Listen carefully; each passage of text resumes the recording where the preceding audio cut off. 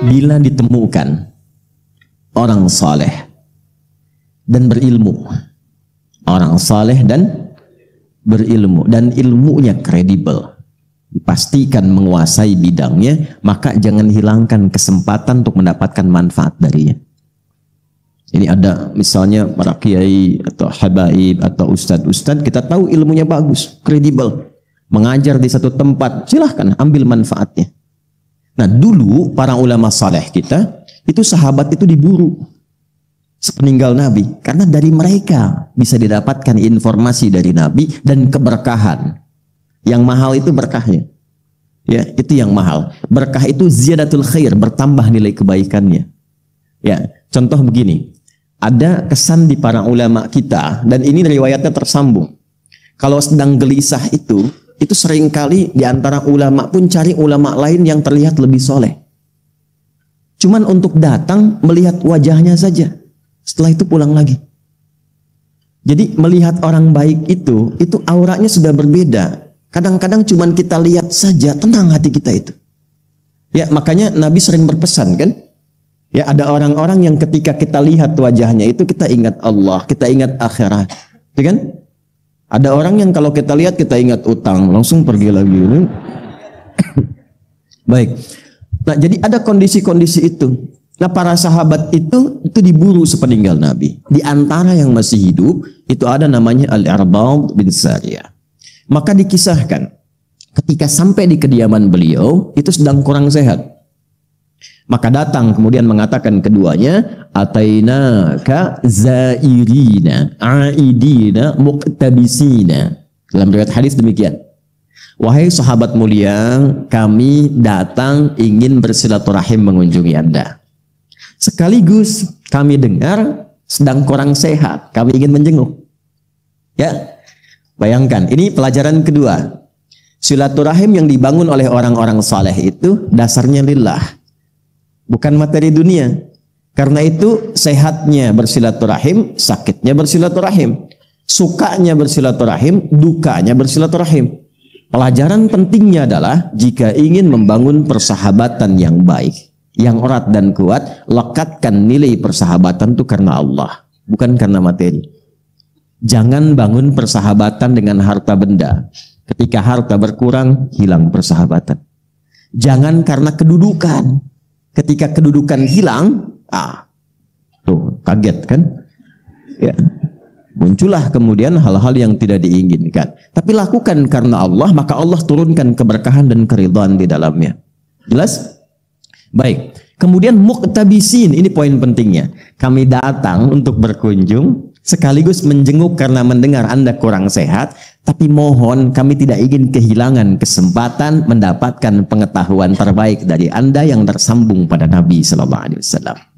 Selalu mencari peluang-peluang untuk mendapatkan tambahan-tambahan kebaikan. Kalau bukan ilmu, ada pengalaman, ada akhlak yang bisa ditiru.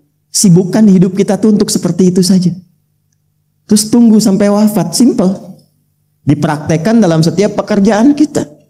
Anda di perusahaan, silahkan praktekkan akhlak mulia itu. Kedisiplinan, kejujuran, kebaikan. Dibawa ke rumah tangga, praktekkan. Sesuai dengan profesinya, tunggu ajal datang. Selesai. Baik. Lantas apa jawaban sahabat Al-Irbad? Ini dasar kita. Faqala radhiyallahu ta'ala anhu, kemudian beliau merespon. Tolong di-highlight kalimatnya, jazakallahu khair. Shalla bina Rasulullah sallallahu alaihi wasallam. Satu kali kami berjamaah bersama Rasulullah sallallahu alaihi wasallam, beliau mengimami kami. Thumma aqbala alaina. Setelah selesai salat itu, beliau menghadap ke arah kami. Fawa'adhana mau'izatan balighah. Lantas beliau memberikan pesan yang sangat dalam sekali. Sebagian komentar dari beberapa sahabat, seakan kami merasa pesan ini pesan perpisahan dari Nabi Sallallahu Alaihi Wasallam. Jadi ini diantara hadis yang disampaikan Rasulullah menjelang wafatnya. Dan ini diantara pesan terkuat. Ya, karena itu kalimat nabinya nanti saya ingin berikan wasiat. Nih, saya kasih gambaran gini ya, ilustrasinya. Saya tanya antum ya, kalau ibu sakit ya dengan ibu sehat, Ibu saat sehat kasih nasihat didengar tidak? Oh, kenapa jawabnya pelan? Ibu sedang sehat kasih nasihat didengar tidak? Oh, terjadi perbedaan pendapat. Nah, nanti jangan lupa tahajud ya. Iya, mah kemarin juga tahajud. Katanya, mang aja. Yang kedua, ibu sudah pakai infus, tabungnya 2. Nafas sudah sesak. Anda jenguk ke rumah sakit, ibu bilang, nanti tahajud ya nak. Ya, ingat sama mama ya. Gitu respon Anda bagaimana? Iya mak, insya Allah. Ya kan?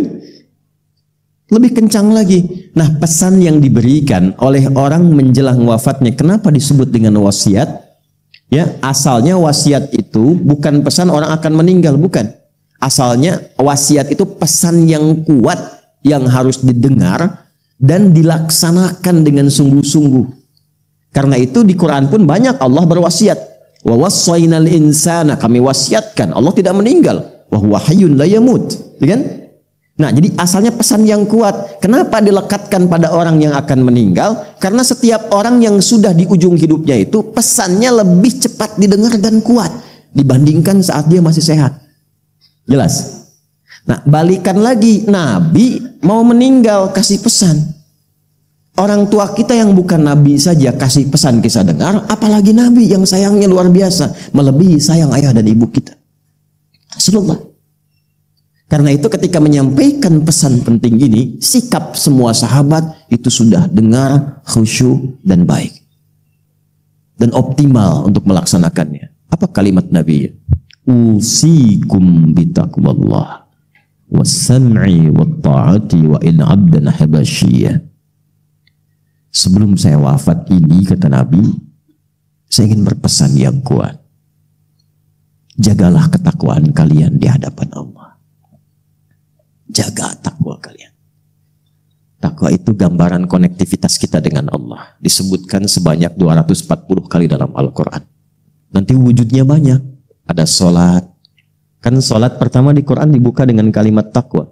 Dzalikal kitabu la raiba fihi hudal lil alladzina yu'minuna bil ghaibi wa yuqimunas. Kalau pesannya mau simpel, nggak usah terlalu banyak disebutkan. Sebutkan satu kalimat, maksudnya apa? Jaga hubungan kalian dengan Allah, jaga sholatnya. Jangan sampai nanti saya meninggal, kalian umatku nggak sholat. Ya. Dan itu pesan dasar para nabi. Nabi Yakub itu saat akan meninggal, pesan pertamanya itu konektivitas dengan Allah. Dikumpulkan semua anaknya. Bukan bagi-bagi persiapan warisan.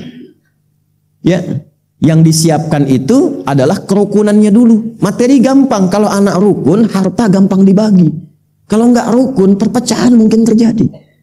Yang paling penting itu kenal Allah dulu, karena sifat rukun itu dasar utamanya kenal Allah.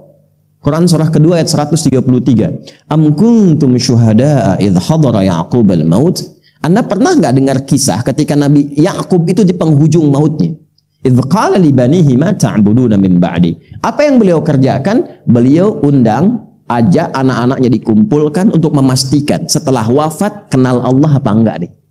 Ma ta'buduna min ba'di. Anak-anakku, sekiranya papa meninggalkan kalian, kembali kepada Allah.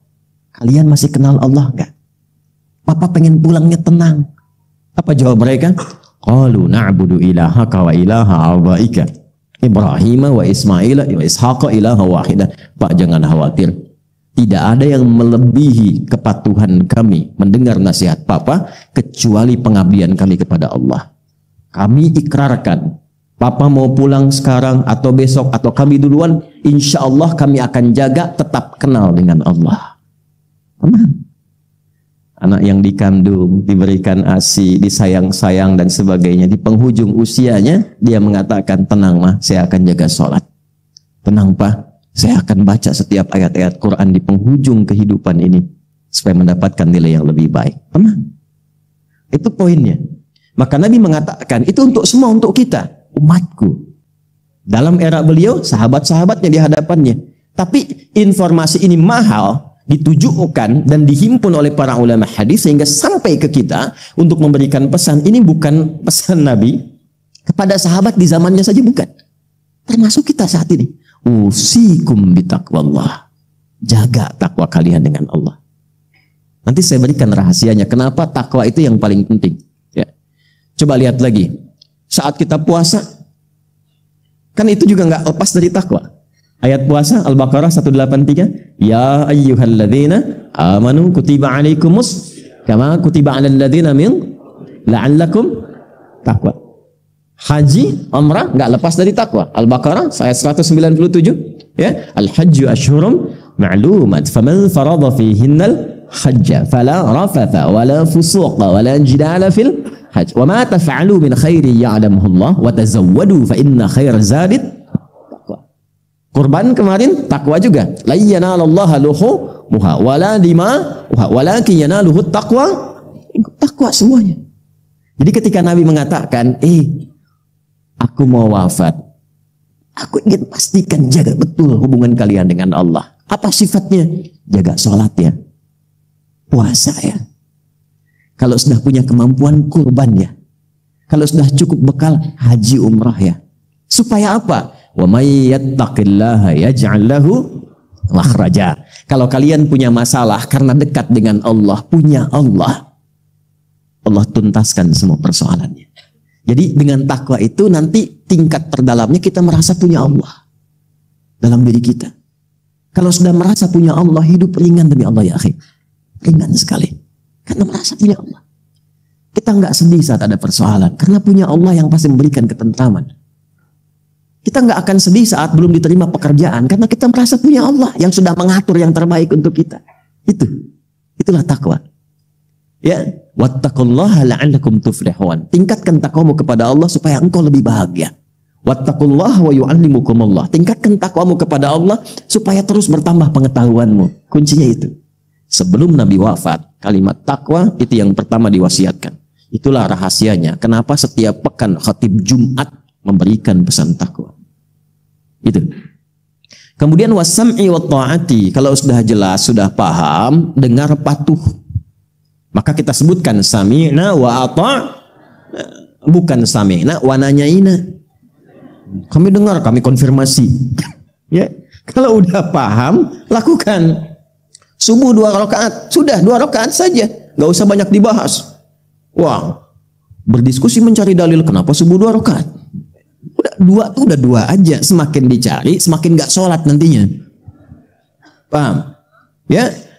Kemudian jaga hubungan baik dengan yang mimpin kalian siapapun. Doakan mereka, mereka mendoakan kalian dan saling menyarankan pada kebaikan. Walaupun mungkin tidak ideal seperti yang kalian rasakan. Nanti ditafsir di hadis Muslim nomor hadis 1855 dari seorang sahabat bernama Auf bin Malik al-Ashja'i. Ya, tusalluna alaihim wa yusalluna alaikum. Nah, apa hubungan dengan bahasan kita? Perhatikan redaksi berikutnya. Man ya'ish minkum ba'di. Siapapun yang hidup di antara kalian setelah saya wafat.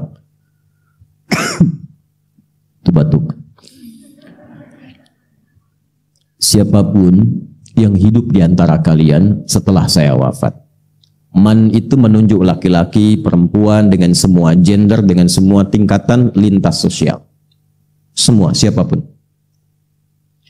Fasayara fihi ikhtilafan katsiran.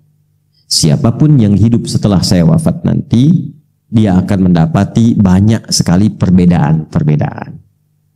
Beda pandangan, beda pendapat yang mungkin mengarah pada perselisihan. Nah, ya. Kemudian apa kata Nabi? Fa'alaikum bisunnati wa sunnatil khulafa'ir rasyidin al-mahdiyyin min ba'di. Maka aku berikan rumus, kalau kalian temukan perbedaan-perbedaan dalam bidang apapun dalam hidup, maka cara mengatasinya, kembalilah kepada sunnahku, bagaimana aku menuntun menyelesaikan persoalan itu, yang juga dipraktekkan oleh para penggantiku setelah aku. Dan sepakat ulama nanti di situ kiranya ada 4. Abu Bakar As-Siddiq radhiyallahu taala anhu, Umar bin Khattab radhiyallahu taala anhu, Utsman bin Affan radhiyallahu taala anhu, dan Ali bin Abi Thalib radhiyallahu taala anhu. Itu kalimat Nabi sebelum beliau wafat, setidaknya memberi pesan setelah beliau wafat, akan muncul banyak perbedaan-perbedaan yang terkadang mengarah kepada apa? Perselisihan. Baik beda pendapat sebabnya ataupun juga beda pendapatan.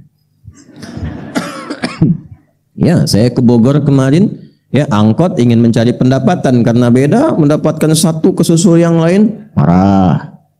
Di bisnis dagang, ya kan, persaingan beda-beda, tiba-tiba berselisih, ya. Ya kita nggak usah masuk politik. Yang kita ingin tarik yang paling cepat saja. Nah ini yang penting untuk kita bahas. Ironis ya, perbedaan yang mengarah pada perselisihan itu terjadi bahkan dalam praktek keagamaan. Jadi poinnya, beda kunut dan tidak kunut, debat. Sehingga ujung-ujungnya nggak ada yang ke masjid. Kosong. Padahal tahu yang salah yang tidak sholat subuh. Beda baca bismillah, apakah keras ataukah silent, ribut kan? Ya dan seterusnya. Dan sekarang lebih parah lagi. Perbedaannya mengerucut, pertumpahannya mengerucut, orang yang nggak ada, ya tapi tulisannya ada. Yang satu bikin status, yang ribut yang komen. Pindah ke media sosial, Instagram, di Facebook dan macam-macam.